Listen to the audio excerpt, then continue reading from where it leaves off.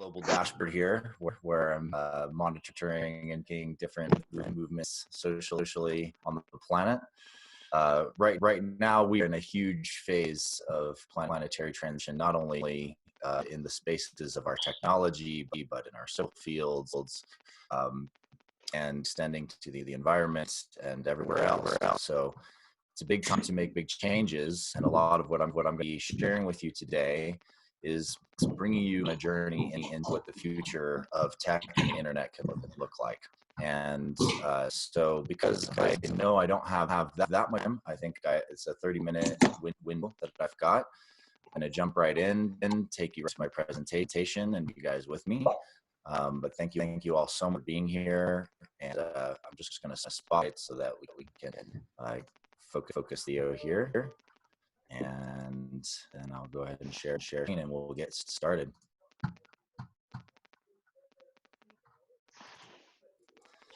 context of this journey is about the fact that I believe that right now we are in a time people are finally ready for what I like to call last social network.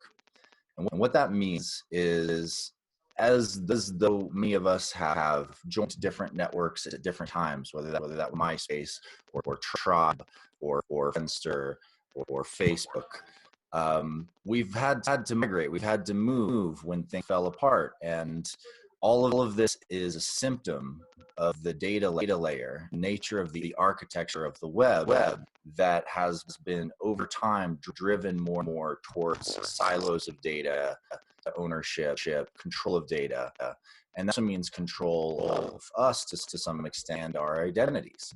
So what is the last social network? It means when is the time that you take back your identity? That you take control of your data and you reorient the power of that data to yourself and to how you operate as the central point of the wheel, the web. So from then on, you never have to migrate again to another social system. You only choose opt-in to share with different silos and social systems and companies what it is that you choose to share. So what does the frame of that look like? Well, there's a lot of different layers to it, and I'm taking you through a journey of some of the most critical pieces and components of it. Overall, probably I could do this presentation. I have much longer versions that are more hours long. But in this version, I'm mainly going to highlight the really key critical elements of this transitional space. And if you mind, please mute your audio if you don't, or Michael, if you mind muting other listeners, just so that we can keep sound super clear. Thank you guys so much, and for joining me. As you know, right now the social landscape. Let the guy talk. You're breaking up. Yeah, Adam, I'm getting a little bit of echoing, so maybe just actively mute everyone, or. I actually can't inside of the presentation. I'm going to have to stop the screen share and come out. But as co-hosts, room 4 host, you should be able to just press the mute button on anybody. You can also just mute all, which helps, and that work. And because I'm spotted, it won't mute me. All right. Now we'll go back. There we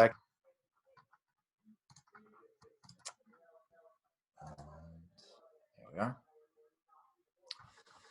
I don't know, the social landscape that we're in is changing drastically.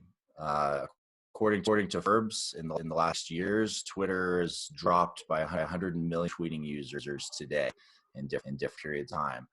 Trust in folks dropped 66% since Cambridge Analytica scandal. Because WeChat is now being seen as one of the biggest tools for social control that's ever been seen on the planet. And I'm sure all seen hashtags like, delete Facebook, quit Facebook, fuck Twitter, quit MySpace, privacy abuse. And this is just really a reality of our times, because the journey to get here is very clear. We had the rise of major social media silos and businesses and companies that were designed to profit off of things, data and marketing. of those things lead to certain kind of ethical behaviors, which are fundamentally not good for an open network. So around the 2010s, I was already very aware that this was going to become a problem in a lot of my friends, and I were do work with councils of trust and the web of trust, and looking at what it would look like you transition us to an equitable and trusting data framework for the web. And then, of course, in the masses around 2015, lots of data ownership and privacy concerns arose. By 2018, massive data breaches, fines, fails. According to Boston Consulting Group, basically personal data at this point is a top issue for 76% of global consumers and 83% of U.S. consumers.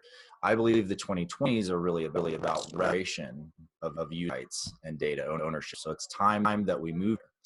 And we've seen lots of different social media networks come up. We've seen life grow, build up, and millions of users combine.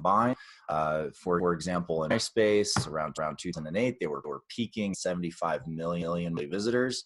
But by 2010, 2012, people were migrating away to Facebook, and there was only 25 million visitors.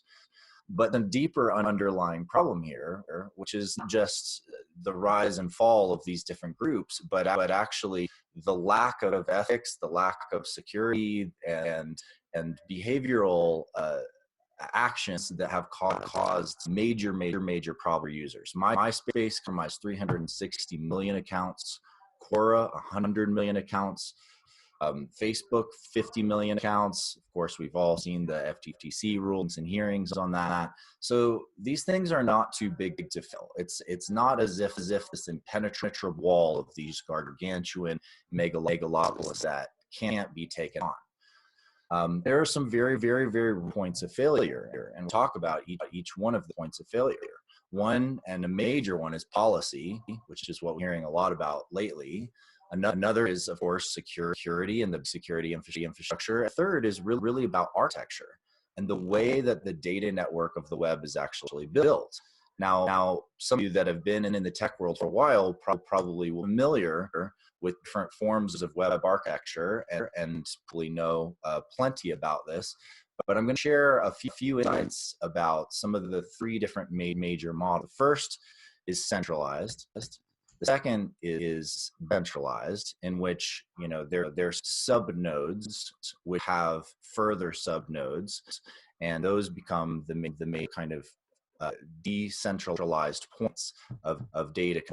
And the third is, of course, distributed, in which each point in the node network is connected peer-to-peer to every other point in the network. Now, it's pretty obvious by looking at this scenario where problems can arise. And it's not just that these problems arise only from data passage, but they also actually point to the dynamics of ways that a social network or system actually operates. So for example, in a centralized network, the main problem is if the center node goes down, if there's any problem core, that may mean a policy problem, that may mean a security problem, operational problems, any of those things, that problem is then passed to all of the users. That's passed to every other point in the network.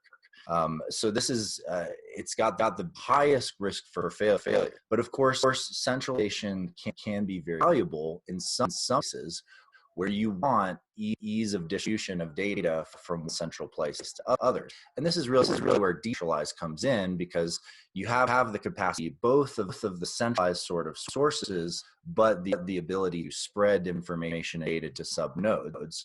Its security abilities are a little bit less bad. So let's say a couple nodes go down. Well, it's not going to affect the entire network, but it still could affect a lot of the network. And you still end up with some levels of problems around centralized control, which can still play out in decentralized systems. The third formula and method of web architecture is called distributed, and this is really where a lot of people and a lot of technology is moving now in these times. And the reason is because there is no central authority. there is no centralizing factor. So if there's a center node that goes down, it doesn't matter. Every node in the network is still able to fully connect and communicate with every other node. The only node that is affected is the one that goes down. And we can see that if we turn on other nodes, every other node in the network continues to work, continues to operate. And so, in reality, it's not that we're just trying to go for distributed structure. The reality is that each one of these kind of architectures have benefits in certain contexts. What we really want to look at it as a hybrid model brings the best of these together. And the best way to do that and also orient ourselves towards this sort of more resilient distributed web formula is to go ID centric. And what that means is that each one of us are an individual. We all have individualized relationships. Now, is there somebody else in your life who controls all your relationships? So, for example, is somebody who says, actually today, even though 5 of your friends are interested in what you're doing, we're just not going to show you those people. Like, we don't have any external mediators to determine that for us. And in fact, we also don't have any internal mediators to say, this is what you can share and this is what you can't, or this is what who you can connect with and who you can't. And so the identity-centric model means you take ownership and control back over all of that. It's a user-oriented model that says your network actually belongs to you, and it actually belongs to your identity. And the power of this is twofold. One is that it actually highly discourages bad actors in the web, because if your identity becomes actually put on the web, then you're much less likely to go around trolling people YouTube videos, because that points right back to you, and it points to people's trust in you. And now, the downside of that is that you might lose a little bit of privacy. Because when you show up on the web, you're in a huge public space with lots of people and all of that. And it's not as easy to just fly under the radar and be invisible and around being a troll on people, right? But the key is that by holding people to accountability, by making an identity-centric system, allows us to have a better trust network built into our system, and also allows each person to really come forward with the gifts that they have to share for the whole network. So this leads to a methodology of thinking about the web as a fractal networks, where each person is like a DNA chain. Imagine if distributed blocking fully, and this is actually called a distributed hashable, but where each person then actually becomes the mediator and regulator of the truth of their online experience. So everybody has access to their own truth. So now each person, their own blockchain, their own DNA of the relationships and things they have. So, like, for example, if I choose to give someone who's a friend of mine a gift, so I give them $1, and do I need everybody else that I know to know that I gave them that $1? Do I need the whole world to know that I gave them that $1? No. Actually, I just need my chain of truth and their chain of truth to agree. I gave them $1, they received $1 from me. Now, if they're to give that $1 to somebody else, that piece of the chain passed. So, is this a real $1? Yes, it came from this guy. And did it come from a place before that? Yes. Did it come from a place before? But we don't need the whole world to do validation on a single point. And so distributed validation becomes extremely valuable, not only for some applications of currency, but definitely for applications of social currency, things like trust. And we're going to talk about that a little bit more as we go further. When we look at the security limitations of existing systems, there's some common attack vectors: data harvesting, password cracking, impersonation, and phishing. There's ways to solve this too from this sort of distributed mindset, and by building really key components into the core system. Those key components, to me, in the architecture, look like giving users the ability, again, to control their data, the ability to lock down their data, turn and off what other people are allowed to see, and also control over their communications, and of seeing very quickly how trusted some agency is or not in sending you a message or an email or et cetera. The other half is on the identity side, which is about actually empowering us to not just be using passwords, but to leveraging the expression of our identity through all the accounts that are connected to us.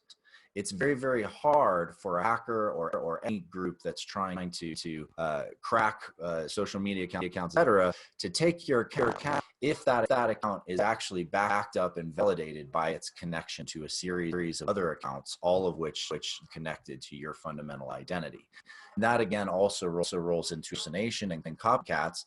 If trust is more visible, you can't copy somebody because you can't create a fake user that has zero trust that matches the trust profile of somebody that you know and care about.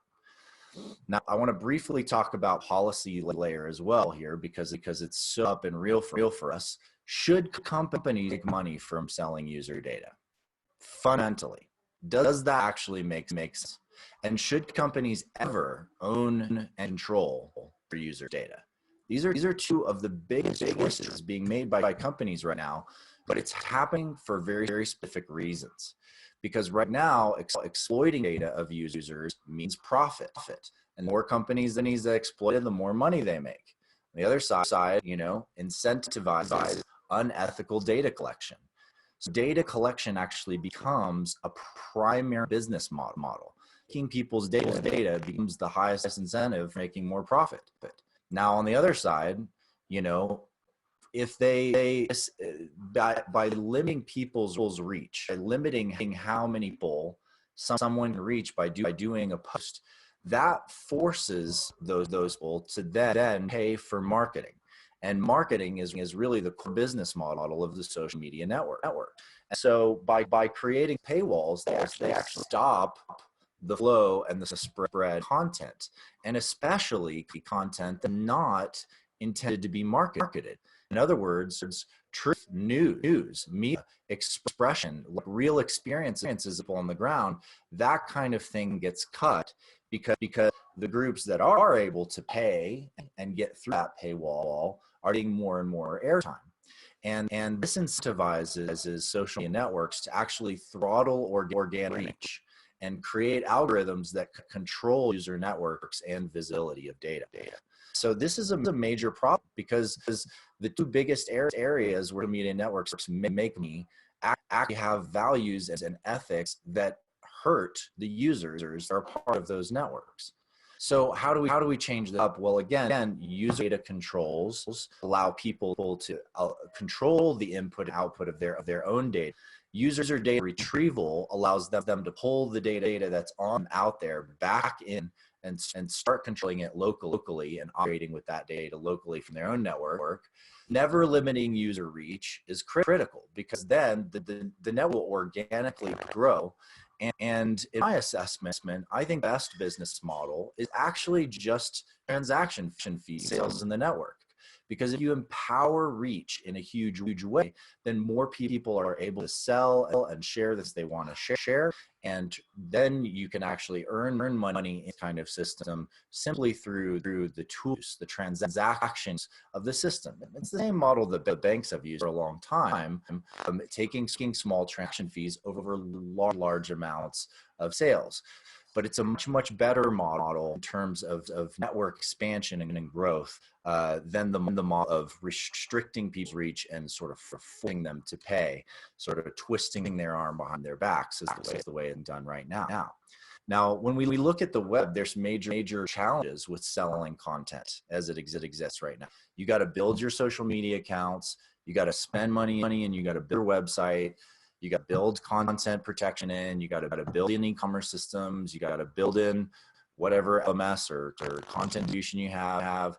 for your mailing list, pay for social media streaming. And then after you do all of that and you spend all that money, guess what? You got to go back to those social media accounts and you got to start forking for cash in order to build your network. I mean, how many of you guys out there, just show me your hand, are familiar with this pattern where it's like as soon as you business, you got to go right back to social and start paying to keep your reach and your boost. And then guess what? When you get traffic from that, and you drive that traffic to your website so that you can try to make that sale, what's your real goal? You got them into your mailing list. And once you get them into your mailing list, what happens? The cost of your mailing list provider goes up. So loop is continuous. And then you got to go back social for more. And yeah, sure, it works to an extent, but the model is highly gamed. And there's a lot of middle players in this model that are siphoning away a lot of the capital that would be creating through our actual content exchange network online. So I believe it's possible we can bring these kind of things together and interface them much more directly at the heart of the social media context. And that project I Core Network. Now, Core Network is built on a few simple operating principles, which are basically never reach private communities, but public networks. So you're always able to have your own private connections and communities that are peer-to-peer, your data, and you're able to access the public networks to grow those communities. You own your own data. You can monetize anything you want. It's all about quality over quantity, which means trust, which means building trust and feedback. So all your followers are always yours. You can cultivate your goals and grow them, take charge of your information, instant sales of any kinds of intent, and trust and feedback are really the key to building honest community web. And this is really based on this vision that I've had, that now that it's the 2020, I think there's some very, very key things that people now expect as a fundamental. This is kind of the baseline where we starting with projects now. Where secure and self-managed personal data is critical. Privacy and economic opportunity is baked into the system. Learning and teaching skills, sharing information and content to learn from each other. Filtering and mapping everything to make sense of the data that we're looking at, because more and more we are seeing more and more information in and through. And being able to broadcast to our network, share effectively without being caught behind paywalls. And finally, of course, integration and accessibility of interfaces across all platforms. So these different kinds of critical elements are what I brought together to look at as what is required for the stack of the future of the internet. And it's a lot of what I'm working to build into as the foundational technological elements of Core Network. So I'll talk about those for a few minutes here. And just share again a couple of layers in a little bit more depth. It all comes down to decentralized and distributed secure own user data, creating the right height model between distributed and decentralized with centralization oriented toward identity of the user. The second layer being about community currency exchange and privacy, allowing for there to be effective global currency flow, and also some currencies that allow communities to track and connect with each other, incentivize their memberships, and et cetera. And of course, I can know these things a lot more for anybody who wants to know more about this or is more interested in each of these layers. For this presentation, I'm just going to keep it super high level. And I do want to focus on impact tokens for a minute, though. Because a lot of the crypto world and a lot of the way things have gone has always come down to ICCO. Let's raise a bunch of capital, and then let's spend all that capital and build the system, and we'll just use this $200 million and do it. And by the end, eventually we'll have a UT token that'll be useful for people to actually use the system. So we all know, anybody who's invested in crypto knows how often that actually happens, right? How often does the coin ever go up to the point it was in the ICO? Well, it's a huge issue, and within this system, we're dedicated and committed not to doing any kind of ICO. We will release token with utility and allow people to directly use that currency and stabilize that currency by holding funds of the currency behind the system. Now, it's not just a financial currency though, right? And it's not just about making money. So what does it look like when add a token as a layer that's non-financial, one that's about global impact? So that when a user participates in a campaign, say Unify Campaign, I'm one of the co-founders of the organization, or any of the other water campaigns and things like that that are out there, that we can actually give those users a token that says, you did a good job. You shared, this content, or you created a product that's now getting a percentage of that different, very, very powerful things on the web. And one of those is that when we're out to search for things, I'm going to actually focalize the nature of my search based on who I trust. Right now, we're assumed just trust Google. We're just assumed just trust Google as the mainframe system that whatever page rank Google says, that's obviously what should be first on search. But that's not actually the reality, because I'm searching for a good paper in quantum gravity physics. Well, I'm definitely not going to necessarily trust the best papers Google pulls up first. I'm going to know what my colleagues think. I'm going to know what William Brown thinks. I want to know what Nassim Haramein thinks. I want to know what Marshall Lefferts thinks. And those guys who I have a high trust in physics for, the papers and things that they highly value are the things that I want to be able to find that trust lens. Now, of course, sometimes I'm going to want to turn that trust lens off so that we don't end up in echo chambers, right? But being able to turn that on and off really allows to see the kinds of information that we want to see. So anyway, thank you guys again so much for being here. I tell you what, I will. I'm going to go ahead and schedule doing another presentation of this publicly, where I'm not going to just forcibly cut off and have a video cut. So if you guys are interested in that, you can find me on Instagram at Adam_Apollo, just Adam Apollo on Facebook, and AdamApollo.com, my main website. And I'm happy to discuss more when I'm not going to just be totally cut off. But thank you guys again so much. Jinder, good luck with your presentation, and best of luck in knocking it out in the time frame required. All right. Well, thanks so much for being here. I'll take much less time, so we'll give the next person a head start. Yeah. Sounds good. Yeah, it's a really All good right, presentation. Really awesome slides and just awesome. Yeah, I'll be in touch. Thanks, as well. Jinder. Yeah.